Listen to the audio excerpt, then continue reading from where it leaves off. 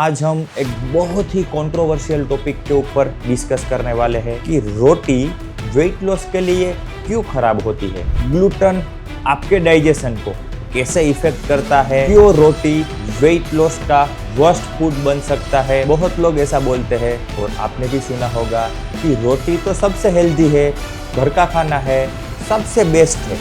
लेकिन सच क्या है? अगर आपके साथ भी ऐसा हुआ है तो एक क्वेश्चन आपके दिमाग में जरूर आया होगा कि मैं क्या गलत कर रहा हूँ। तो आज के वीडियो में हम साइंस के साथ समझेंगे बाजरा रोटी कैसे वेट लॉस में गेम चेंजर बन सकता है। तो ये वीडियो को एंड तक जरूर देखना, I promise you will shock.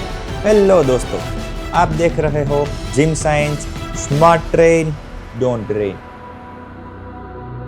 आज हम जो रोटी खा रहे हैं वो 100% व्हीट से बनती है और मॉडर्न व्हीट का जो डीएनए है वो 1916 के हाइब्रिडाइजेशन के बाद 4 टाइम्स ज्यादा ग्लूटेन रिच हो चुका है। एक टाइम ऐसा आया जब व्हीट की डिमांड बहुत ही ज्यादा इंक्रीज हो गई और हरियाली क्रांति हुई। मतलब जो व्हीट थे उनको वाइल्ड व्हीट के साथ हाइब्रिडाइजेशन किया गया और उसकी वजह से उसमें जो ग्लूटेन है वो बहुत ही ज्यादा हो गया। अब प्रॉब्लम शुरू होती है यहाँ से। रोटी का जो ग्लाइसेमिक इंडेक्स होता है वो बहुत ही हाई होता है। रोटी की वजह से आपका ब्लड शुगर लेवल है वो स्पाइक होता है।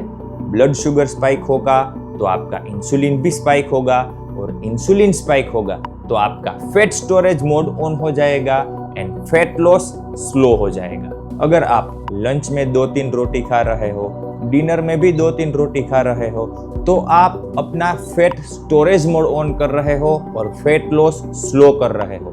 और यही सबसे बड़ी गलती है कि आप वेट लॉस नहीं कर पाते। ग्लूटेन मतलब व्हीट का प्रोटीन, लेकिन प्रॉब्लम तब होती है जब एक्सेस अमाउंट में ग्लूटेन हमारी बॉडी में जाता है। क्या आपको भी रोटी खाने के बाद ब्लोटिंग फील होता है, गैस, एसिडिटी या फिर कॉन्स्टिपेशन, आईबीएस जैसा फीलिंग आपको भी हो रहे हैं? इसका मतलब आपकी बॉडी ग्लूटेन को डाइजेस्ट नहीं कर पा रही है और जब ग्लूटेन डाइजेस्ट नहीं होता तब हमारी बॉडी में इन्फ्लेमेशन क्रिएट हो जाता है। इन्फ्लेमेशन का मतलब है फैट लॉस का ब्रेक बटन। आप कितना भी वर्कआउट कर लो, कितना भी डाइट कर लो, आपका फैट लॉस कभी नहीं होगा। मारा दादाजी तो 8-10 रोटली खाई जाता तो भी स्लिम एंड ट्रिम હતા, એસિડિટી નહોતી, બ્લોટિંગ નહોતો, કોન્સ્ટિપેશન भी નહોતું, તો તમે કેમ રોટલી ખાવાની ના પાડો છો? રાઈટ? આ ક્વેશ્ચન તમારા દિમાગમાં भी હશે। तो उसका आंसर ये है कि जो करंट व्हीट है वो बहुत ही ज़्यादा हाइब्रिड एंड मॉडिफाइड है। उसकी वजह से उसमें जो ग्लूटेन है वो बहुत ही हाई हो चुका है। पहले के जो व्हीट थे उसमें ग्लूटेन बहुत ही कम था और उसकी वजह से वो हेल्दी भी था। और यही हाई ग्लूटेन की वजह से मैक्सिमम लोग रोटी को डाइजेस्ट नहीं कर पाते।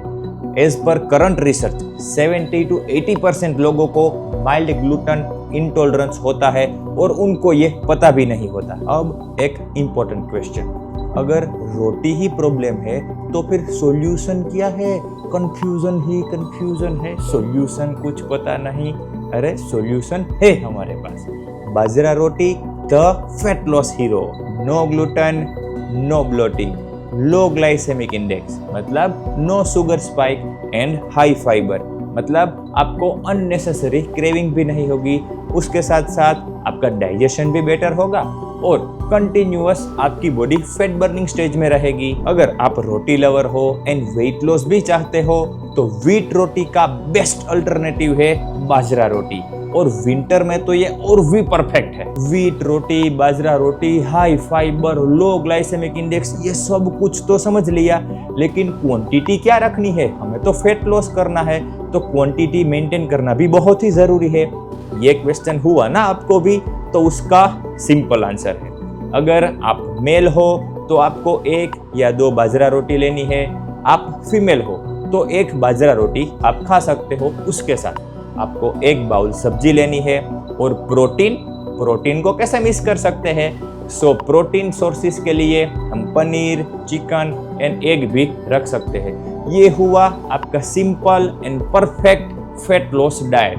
Protein, fibre and slow digestive carb मतलब एक perfect fat loss diet ready है। तो दोस्तों रोटी खाना गलत नहीं है, लेकिन रोटी यानी ग्लूटेन आपके फैट लॉस को स्लो जरूर कर देगा। तो आप सीरियस हो अपने फैट लॉस को लेके तो switch wheat roti to bajra roti, low gluten and stabilize your sugar level. तो ये वीडियो आपको अच्छा लगा तो लाइक जरूर कीजिए एंड कमेंट में मुझे बताइए कि आप कौन सी रोटी खाते हो, बाजरा रोटी या व्हीट रोटी।